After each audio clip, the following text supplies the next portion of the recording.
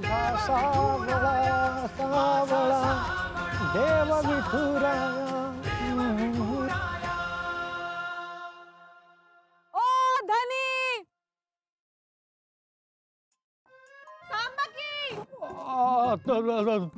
तू वय मी तुमची बायको रुक्मिणी. अगं असं काय करतेस? मी ओळखणार नाही होय ग तुला? काय कुठे निघाला? नाही पण मला सांग, तू इकडे काय करतेस? नाही म्हणलं बघावं की माझा नवरा एकटाच कुठं आणि कशा पाय हिंडतोय म्हणून. हा ग, मी काय मनानं फिरतो होय? भक्त बोलवता जावं लागतं. हा लग्नाच्या बायकोला विसरून.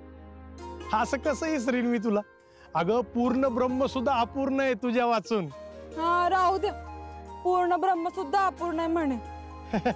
एखादा भक्त बोलवेल जाईल मला विसरून परत. अगं असं कसं विसरण ग? तू माझी रुक्मिणी आहे, रखुमाई आहे, एकुलती एक आहे, लाडाची आहे.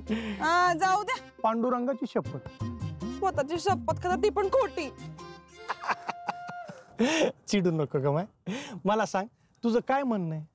हा आता तुमच्या स्वभावाला औषध नाही ना.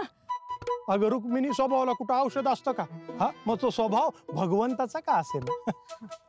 बरोबर आहे. म्हणून ना, म्हणून मी ठरवलंय. काय ठरवलंय? की आता जिकडं तुम्ही जासाल ना, मी पण तुमच्या सोबत येणार सगळीकडे. तू माझ्यासोबत येणार? अगं तेवढं सोपं नाही आहे रुक्मिणी ते. मग हे बघ, हा भामचंद्र डोंगर असा चढायचा, मग खाली उतरायचं. अगं लय पाय दुखतेत. मग पुढे भांबोली गाव आहे, तिथे एका भक्ताने मला हाक मारली. मग खूप कठीण आहे ते. चालेल ना, सवय मला. एकत्र करू आपण. पण मी लय बिझी असतो, मला अजिबात टाइम नसतो बोलायला सुद्धा. हा कारण लय लोक खोळंबली आहेत माझ्या वाचून. तुमच्या वाचून नाही हो, आपल्या वाचून. हो हो हो, कन्फर्म झालंय? कन्फर्म. चला. अरे बापरे, आलो. बघितलं का मंडळी, घरोघरी मातीच्या चूल. चला.